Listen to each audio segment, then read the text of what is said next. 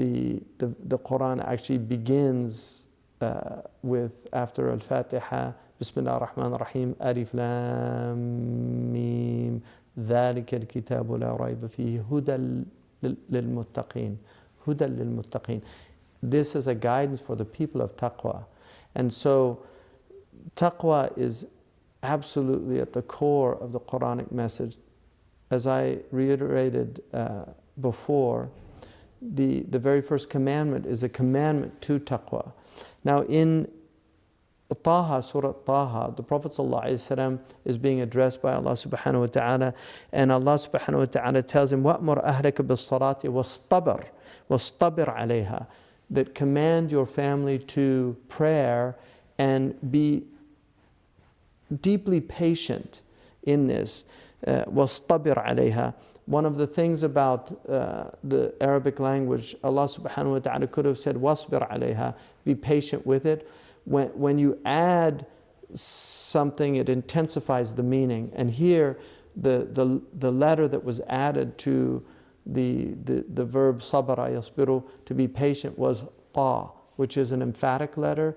It's one of the emphatic letters in Arabic. So it's a very strong, wastabir alayha, means to really be deeply patient in it. Asta'inu bis sabri was salah, that seek help from prayer, from patience and prayer. And then Allah reminds us, La nas'aluka rizqa. We don't ask for provision. We're not asking you for provision. What we're asking you for is devotion. We will provide for you. We have to do those things that get the provision, but the provision is there. We will provide for you.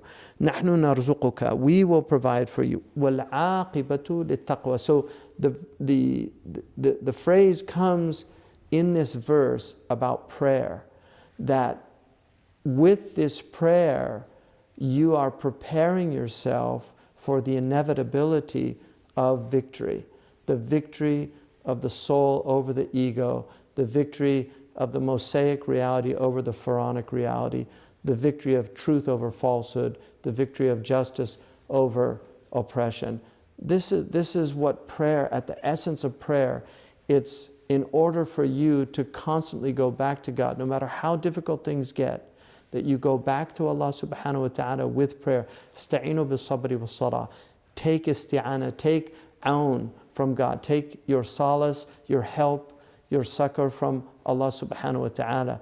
And so this is what Allah is telling us. Now in another verse in Surah Al-Qasas, Allah subhanahu wa ta'ala says about tilka darul akhirah, that this abode of the afterlife that we have made, نَجْعَلُهَا لِلَّذِينَ لَا يُرِدُونَ عُلُوًّا فِي الْأَرْضِ وَلَا فَسَادًا, that they don't want to be exalted in the earth, nor do they want corruption in the earth. وَالْعَاقِبَةُ لِلْمُتَّقِينَ.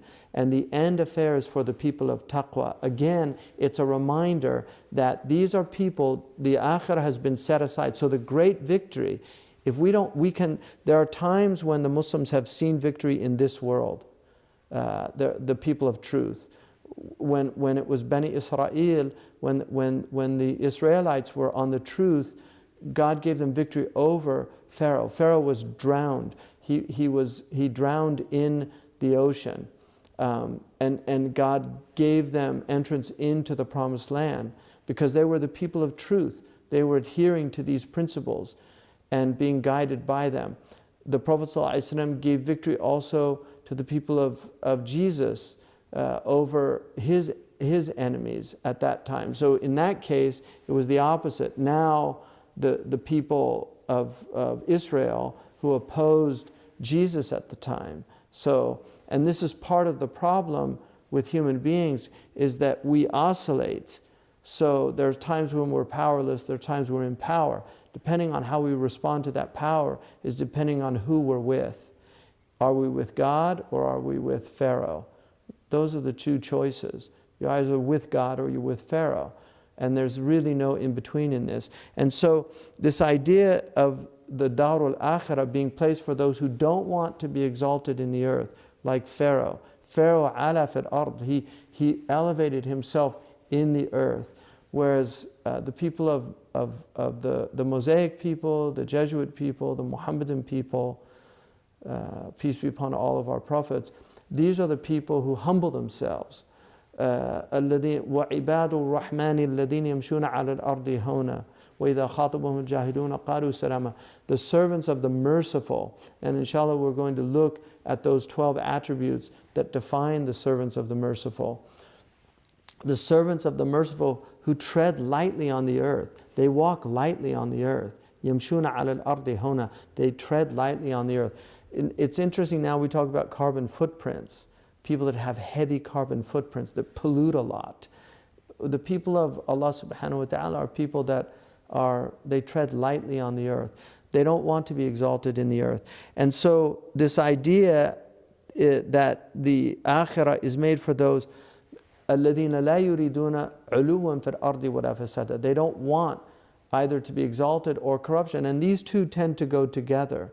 So this is a really important thing to remember, is that when people become arrogant, they tend then to become oppressive, they tend to sow corruption in the earth. And this is the nature of Pharaoh as opposed to the nature of the prophetic tradition, which is the way of Moses, the way of Jesus, the way of our Prophet Muhammad sallallahu alaihi wasallam. All of them are our prophets, but we're from the ummah of Sayyidina Muhammad sallallahu alaihi wasallam. Alhamdulillah. جزاكم الله خيرا. السلام عليكم ورحمة الله وبركاته.